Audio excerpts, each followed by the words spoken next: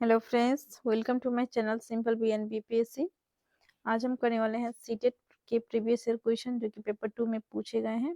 CTP से संबंधित प्रश्नोत्तर को हम करेंगे। क्वेश्चन नंबर 15 तक हमने कर लिया था, 16 से आज करेंगे। चैनल को अभी तक आपने सब्सक्राइब नहीं किया है तो जरूर सब्सक्राइब कर लें। शुरू करते हैं आज का वीडियो। हमारा प्रश्न है, जब एक शिक्षिका दृष्टिबाधिता शिक्षार्थी को कक्षा के अन्य शिक्षार्थियों के साथ सामूहिक गतिविधियों में शामिल करती है तो वह क्या है। तो देखिए आपके ऑप्शंस हैं। कक्षा के लिए सीखने हेतु बाधा उत्पन्न करती है, कर रही है, नहीं ऐसा नहीं है। जब शिक्षिका जो है क्या कर रही है कि जो बच्चे देख नहीं सकते हैं, देखने में सक्षम नहीं है, उन शिक्षार्थियों को जो है अन्य शिक्षार्थियों के साथ जो है गतिविधि करवा रही है। तो ये जो है सीखने में बाधा उत्पन्न नहीं करेगा, ये गलत हो जाएगा। समावेशी शिक्षा की भावना के अनुसार कार्य करिए, आपका सही है। समावेशी शिक्षा को जो है की भावना के अनुसार जो है वो कार्य कर रही है। और देखिए सभी शिक्षार्थियों में दृष्टिबाधित शिक्षार्थियों के प्रति सहानुभूति विकसित करने में मदद करिए। सहानुभूति देखते ही आप इसे नेगेटिव समझ जाइएगा, क्योंकि समानुभूति करेक्ट होता है। समानुभूति, सहानुभूति जो है ये नेगेटिव वर्ड होती है। समानुभूति जो है यदि है तो ये आपका पॉजिटिव वर्ड हो जाएगा। और सहानुभूति यानी कि दया भाव से देखना, दया की नजर से देखना, ये सभी क्या होता है, सहायता देना। तो ये सभी जो है नेगेटिव वर्ड हो जाएंगे आपकी, ठीक है। और दृष्टिबाधित शिक्षार्थी पर संभवतः तनाव बढ़ा रही है। देखिए दृष्टिबाधित शिक्षार्थी पर ऐसे करने से तनाव नहीं बढ़ेगा, बल्कि वे उनके जो है और मनोबल बढ़ेंगे और वे जो है किसी भी कार्य को आसानी से कर पाएंगे, क्योंकि वो उन्हें जो है अन्य बच्चों के समान ही जो है रेस्पेक्ट मिलेगी और अवसर मिलेंगे, ठीक है। तो इसलिए इसका करेक्ट आंसर जो हो जाएगा आपका इसमें समावेशी शिक्षा की भावना के अनुसार वो कार्य कर रहे हैं। करेक्ट आंसर ऑप्शन नंबर 2 हो जाएगा। एक शिक्षिका अपने शिक्षण में दृश्य श्रव्य सामग्रियों और शारीरिक गतिविधियों का प्रयोग करती है, क्योंकि तो देखिए एक शिक्षिका है, वे जो है दृश्य श्रव्य सामग्री का प्रयोग कर रही है, यानी कि जो बच्चे देख नहीं सकते हैं उनके लिए ये उपकरण होती है, और श्रव्य जो यानी कि जो बच्चे नहीं सुन पाते हैं उनके लिए ये सभी सामग्री की आवश्यकता होती है। तो क्यों प्रयोग कर रही है आपके ऑप्शन में, वे शिक्षक को आराम देते हैं, नहीं ये गलत हो जाएगा। वे प्रभावी आकलन को सुगम बनाते हैं, वे शिक्षार्थियों के वैविध्य उपलब्ध कराते हैं, इनमें अधिकतम इंद्रियों का उपयोग सीखने को संवर्धित करता है। तो देखिए इसमें जो है आपका 4 नंबर आंसर करेक्ट हो जाएगा, क्योंकि इनमें जो है अधिकतम इंद्रियों का उपयोग सीखने को संवर्धित करता है। इसी कारण से जो है दृश्य श्रव्य सामग्रियों का जो है उपयोग किया जा रहा है। करेक्ट आंसर ऑप्शन नंबर 4 आपका हो जाएगा। अगला हमारा क्वेश्चन है, कोहलबर्ग के अनुसार सही और गलत के प्रश्न के बारे में निर्णय लेने में शामिल चिंतन प्रक्रिया को कहा जाता है। सहयोग की नैतिकता, नैतिक तर्कणा, नैतिक यथार्थवाद, नैतिक दुविधा। तो देखिए कोहलबर्ग ने जो है सही या गलत प्रश्नों के बारे में जो निर्णय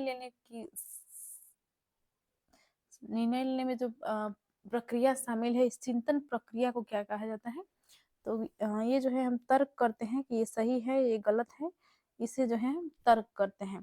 तो इसका करेक्ट आंसर आपका हो जाएगा नैतिक तर्कना, ऑप्शन नंबर 2 आपका सही हो जाएगा, ठीक है। अगला प्रश्न है हमारा, एक विद्यार्थी अपने समकक्ष व्यक्तियों के समूह के प्रति आक्रामक व्यवहार करता है और विद्यालय के मानदंडों को नहीं मानता, इस विद्यार्थी को डैश में सहायता की आवश्यकता है। तो क्या है कि एक विद्यार्थी अपने समकक्ष व्यक्ति के समूह के प्रति आक्रामक व्यवहार करता है और विद्यालय के मानदंडों को भी वो नहीं मान रहा है, नियम को नहीं मान रहा है। तो इस विद्यार्थी को डैश में सहायता की आवश्यकता है। भावात्मक क्षेत्र, उच्च स्तरीय चिंतन कौशल के क्षेत्र में, संज्ञानात्मक क्षेत्र में, मनोगत्यात्मक क्षेत्र में। तो उसे जो है भावात्मक क्षेत्र में जो है सहायता की आवश्यकता है। करेक्ट आंसर आपका ऑप्शन नंबर 1 हो जाएगा, भावात्मक क्षेत्र। अगला हमारा प्रश्न है, शिक्षकों को यह सलाह दी जाती है कि वे अपने शिक्षार्थियों को सामूहिक गतिविधियों में शामिल करें, क्योंकि सीखने को सुगम बनाने के अतिरिक्त यह डैश में भी सहायता करती है। देखिए शिक्षकों को जो है ये सलाह दी जाती है कि वो अपने शिक्षार्थियों को जो है सामूहिक गतिविधियों में शामिल करें। इससे क्या फायदे होते हैं, और इसे जो है और क्या सहायता मिलती है, तो देखिए आपके ऑप्शन है दुश्चिंता, समाजीकरण, मूल्य द्वंद, आक्रामकता। तो इससे जो है आपका समाजीकरण में भी सहायता ये करती है, इसलिए करेक्ट आंसर आपका हो जाएगा समाजीकरण। समूह में कार्य करने से जो है बच्चे सामाजिक बनते हैं और वे जो है समाज के बारे में जानते हैं, बहुत कुछ सीखने को उन्हें मिलती है, इसलिए समूह कार्य में जो है समूह में जो है कार्य करने के लिए कहा जाता है। समाजीकरण आपका करेक्ट आंसर इसमें हो जाएगा। अगला हमारा वो है क्वेश्चन, समावेशी शिक्षा किस विद्यालय शिक्षा की व्यवस्था की ओर संकेत करती है। तो देखिए समावेशी शिक्षा वह शिक्षा है जिसमें जो है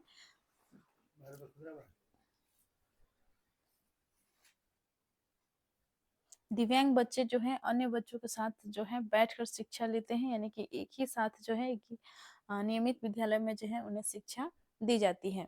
इसे जो है हम समावेशी शिक्षा के रूप में जानते हैं, इंक्लूसिव एजुकेशन के रूप में हम इसे जानते हैं। तो देखिए समावेशी शिक्षा किस विद्यालय शिक्षा व्यवस्था की ओर संकेत करती है, आपके ऑप्शंस क्या क्या है पढ़ लेते हैं। विशेष आवश्यकता वाले बच्चों को विशिष्ट विद्यालयों के माध्यम से शिक्षा देने को प्रोत्साहित करती है।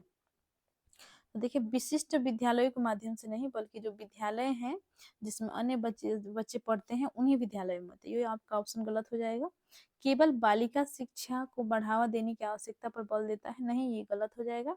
केवल देखते ही आप समझ जाइएगा ये नेगेटिव होता है। और देखिए जो सभी निरयोग्य बच्चों को शामिल करती है, ऐसा नहीं है, सभी तरह का बच्चे जो है उसमें शामिल होते हैं। और देखिए जो उनके शारीरिक, बौद्धिक, सामाजिक, मानसिक या अन्य विभिन्न एक सेकेंड, जो उनके शारीरिक, बौद्धिक, सामाजिक, भाषिक या अन्य विभिन्न योग्यता स्थितियों को ध्यान में रखे बगैर सभी बच्चों को शामिल करती है, ये आपका ऑप्शन करेक्ट हो जाएगा, क्योंकि ये जो है सभी तरह के बच्चों को जो है शामिल करती है।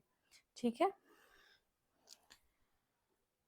इन सब पर ध्यान न देते हुए जो है इस सामाजिक स्थिति, आर्थिक स्थिति या दिव्यांग है नहीं है, इन सब चीज़ों को ध्यान न रखे बगैर जो है बच्चों को शामिल करती है समावेशी शिक्षा। आपका करेक्ट आंसर ऑप्शन नंबर 4 है। नेक्स्ट क्वेश्चन देखते हैं, निम्नलिखित में से कौन सा मुख्य रूप से आनुवांशिकता संबंधी कारक है। आपके ऑप्शन से आंखों का रंग, सामाजिक गतिविधियों में भागीदारिता, समकक्ष व्यक्तियों के समूह के प्रति अभिवृत्ति, चिंतन पैटर्न। तो देखिए आनुवांशिकता संबंधी कारक आपसे पूछा गया है, तो आनुवांशिकता हेरिडिटी से जो है हमें क्या प्राप्त होती है, तो ये जो आंखों का रंग है, ये जो है बच्चों का जो आंखों का रंग होता है वो अपने पेरेंट्स से मैच कर जाते हैं। ये जो है आनुवांशिक रूप से जो है एक कपल्स यानी कि माता पिता के द्वारा जो है थ्रू जो है बच्चे में ट्रांसफर होते हैं जीन्स के थ्रू। ठीक है, तो आपका ऑप्शन नंबर 1 सही हो जाएगा, आंखों का रंग। अदर ऑप्शन आपका गलत हो जाएगा। शिक्षकों को अपने विद्यार्थियों की त्रुटियां का अध्ययन करना चाहिए क्योंकि वे प्राय डैश की ओर संकेत करती है। तो देखिए विद्यार्थियों की त्रुटियां का अध्ययन करना, आपके ऑप्शन है योग्यता के अनुसार समूह बनाने हेतु दिशा निर्देश, भिन्न प्रकार की पाठ्यचर्या की आवश्यकता, उनके ज्ञान की सीमा, आवश्यक उपदेशात्मक युक्तियां। तो देखिए शिक्षकों को जो है अपनी त्रुटियों का अध्ययन, विद्यार्थियों की त्रुटियां का अध्ययन करना चाहिए क्योंकि वे जो है प्राय उनकी आवश्यक उपचारात्मक युक्तियों का जो है की ओर जो है संकेत करती है। आपका ऑप्शन नंबर 4 इसमें करेक्ट हो जाएगा। नेक्स्ट क्वेश्चन है हमारा, सीमा हर पाठ को बहुत जल्दी सीख लेती है जबकि लीना उसे सीखने में ज्यादा समय लेती है। यह विकास के डैश सिद्धांत को दर्शाता है, व्यक्तिक भिन्नता, अंत संबंध, निरंतरता, सामान्य से विशिष्ट की ओर। तो देखिए सीमा एक लड़की है जो है किसी भी चीज को बहुत जल्दी सीख लेती है, लेकिन लीना जो है वो नहीं सीख पा रही है। तो इसमें ये जो है किस चीज को दर्शा रहा है, तो ये जो है व्यक्तिक भिन्नता को दर्शा रहा है, इंडिविजुअल डिफरेंस को जो है ये दर्शा रहा है। सीमा में जो है जल्दी किसी भी चीज को सीख लेने की जो है गुण है, जबकि लीना जो है उसे सीख लेती है लेकिन थोड़ा समय ज्यादा लेती है। तो करेक्ट आंसर आपका ऑप्शन नंबर 1 हो जाएगा। हमारा अगला प्रश्न है, निम्नलिखित में से डैश के अतिरिक्त सभी वातावरणीय कारक विकास को आकार देते हैं। आपके ऑप्शंस है पौष्टिकता की गुणवत्ता, संस्कृति, शिक्षा की गुणात्मकता, शारीरिक गठन। देखिए निम्नलिखित में से यहाँ ऑप्शन आप क्वेश्चन आप ध्यान से पढ़ेंगे, डैश के अतिरिक्त आपसे पूछा गया है, यानी कि इसके अतिरिक्त जो है सभी वातावरणीय कारक विकास को आकार देती है। तो पौष्टिकता की गुणवत्ता से जो है विकास इस पर निर्भर करता है। संस्कृति से जो है बच्चों में विकास होती है, जैसे कि भाषाई विकास, कल्चरल डेवलपमेंट, बहुत सारे डेवलपमेंट जो है बच्चों में होती है इससे। और शिक्षा की गुणात्मकता, इससे भी जो है बच्चे बहुत कुछ सीखते जो है, पढ़ते हैं, लिखते हैं, सीखते हैं, ये सभी जो है क्या होता है विकास का जो है ये आकार देने वाली कारक है। जबकि शारीरिक गठन जो है ये आपका नहीं है, यानी कि शारीरिक गठन के अतिरिक्त, ठीक है, सभी वातावरणीय कारक विकास को आकार देते हैं। इसमें करेक्ट आंसर आपका ऑप्शन नंबर 4 हो जाएगा, शारीरिक गठन। अगला हमारा प्रश्न है, श्रवण हार्स से ग्रसित बच्चे कक्षा में किस सबसे मुख्य नैराश्य कुंठा का सामना करते हैं? तो देखिए, श्रवण हार्स यानी कि जो बच्चे सुन नहीं सकते, जिनमें श्रवण शक्ति नहीं है, वे बच्चे जो है किन कुंठा यानी कि किन परेशानियों का जो है वो सामना करते हैं। देखिए आपके ऑप्शंस हैं, दूसरों के साथ संप्रेषण करने तथा सूचनाओं को बांटने में अक्षमता, दूसरे विद्यार्थियों के साथ परीक्षा देने में अक्षमता। देखिए परीक्षा तो वो दे ही सकते हैं, बस वो सुन नहीं पाते हैं, तो ऐसा नहीं कि उनमें परीक्षा देने में दिक्कत होगी, तो ये आपका ऑप्शन गलत हो जाएगा। प्रस्तावित पाठ्य पुस्तक को पढ़ने की अक्षमता, वो पढ़ पाते हैं, सुनने में ही उनको बस दिक्कत होती है। खेलकूद में भागीदारिता निभाने में अक्षमता, ऐसा नहीं है, वो खेल भी कर सकते हैं आराम से, उन्हें कोई दिक्कत नहीं आती है। दूसरों के साथ जो है संप्रेषण करने में उनका थोड़ा दिक्कत आता है, सूचनाओं को बांटने में वो अक्षमता इसमें आती है, क्योंकि बच्चे जो हैं जो सुन नहीं सकते, उन्हें ये सभी कार्यों में जो है तकलीफें उठानी पड़ती हैं, परेशानी उठानी पड़ती है। करेक्ट आंसर आपका ऑप्शन नंबर 1 हो जाएगा। नेक्स्ट देखते हैं, डिस्लेक्सिया मुख्य रूप से डैश की समस्या से संबंधित है। तो डिस्लेक्सिया देखिए, सुनने, पढ़ने, बोलने व सुनने। तो डिस्लेक्सिया जो है ये बहुत ही इंपॉर्टेंट क्वेश्चन है। डिस्लेक्सिया आप याद रखेंगे, ये जो है पढ़ने से संबंधित समस्या से जो है ये संबंधित होता है। डिस्लेक्सिया, जो बच्चे डिस्लेक्सिया से ग्रसित होते हैं वो बच्चे जो है पढ़ने में सक्षम नहीं होते हैं, पढ़ते हैं लेकिन उतना स्पष्ट रूप से नहीं पढ़ पाते हैं, किसी शब्द को उल्टा पढ़ते हैं। और जो बच्चे लिखने में असक्षम होते हैं उन्हें जो है डिसग्राफिया नामक बीमारी से वो ग्रसित होते हैं। तो आपका ऑप्शन नंबर इसमें 2 सही हो जाएगा। हमारा अगला प्रश्न है, प्रतिभाशाली विद्यार्थी अपनी क्षमताओं को तब विकसित कर पाएंगे जब बार बार उनकी परीक्षा होगी, वो अन्य विद्यार्थियों के साथ अधिगम प्रक्रिया से जुड़ते हैं, उन्हें अन्य विद्यार्थियों से अलग किया जाएगा, वो निजी कोचिंग कक्षाओं में पढ़ेंगे। तो देखिए जो प्रतिभाशाली बच्चे हैं वो किस तरह से जो है अपनी क्षमताओं को विकसित कर पाएंगे। तो देखिए आपके ऑप्शंस क्या क्या हैं इसमें, यदि बार बार उनकी परीक्षा होगी तभी क्या वो अपनी प्रतिभा को अपनी क्षमता को विकसित कर पाएंगे, नहीं, ये गलत हो जाएगा। वे विद्यार्थियों के साथ अधिगम प्रक्रिया से जुड़ते हैं, ये आपका सही है। वे अन्य विद्यार्थियों से अलग नहीं करना है, अलग करने से जो है वो और डिमोटिवेट हो जाएंगे। वो निजी कोचिंग कक्षाओं में पढ़े, ऐसा नहीं है, प्राइवेट कोचिंग में पढ़ने से जो कोई बच्चा जो है प्रतिभाशाली नहीं बनता है, उनकी क्षमता विकसित नहीं होती है। तो ये भी आपका ऑप्शन गलत हो जाएगा। सिर्फ प्राइवेट कोचिंग से ही ऐसा होता है, ऐसा नहीं है, सभी बच्चे पढ़ सकते हैं। और कोचिंग में जो है सभी का जो है क्षमता विकसित नहीं हो सकता है, ये भी आपका ऑप्शन गलत हो जाएगा। तो देखिए इसमें जो है आपका सही हो जाएगा, वो अन्य विद्यार्थियों के साथ अधिगम प्रक्रिया से जुड़ते हैं, ऑप्शन नंबर 2 आपका सही हो जाएगा। नेक्स्ट हमारा क्वेश्चन है, एक अच्छी पाठ्यपुस्तक डैश से बचती है। देखिए क्या चीज से बचती है एक अच्छी पाठ्यपुस्तक, आपके ऑप्शंस हैं, लैंगिक समानता, सामाजिक उत्तरदायित्व, लैंगिक पूर्वाग्रह, लैंगिक संवेदनशीलता।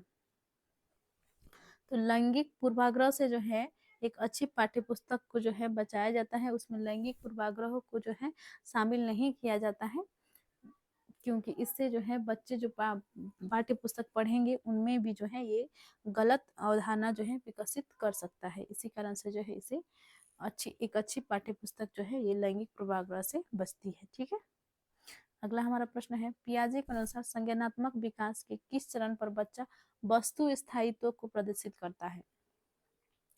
आपका ऑप्शंस देखिए, 7 से 11 वर्ष का आपका समय होता है मूर्त संक्रियात्मक चरण,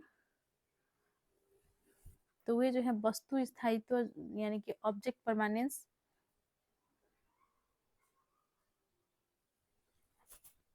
नेक्स्ट आपका ऑप्शन औपचारिक संक्रियात्मक चरण, फॉर्मल ऑपरेशनल स्टेज, संवेदी प्ररक चरण, संवेदी कामक अवस्था,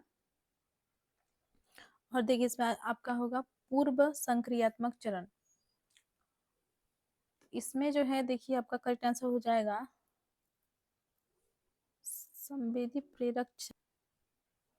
तो देखिए पूर्व संक्रियात्मक चरण इसमें जो है आपका हो जाएगा 2 से 7 वर्ष के बीच में। तो ये जो है 0 से लेकर 2 वर्ष के बीच में जो है आपका बनता है वस्तु स्थायित्व। तो इसमें जो है आपका संवेदी गामक चरण इसमें होना चाहिए था ऑप्शन नंबर थर्ड में। ऑप्शन नंबर थर्ड आपका सही हो जाएगा। ठीक है,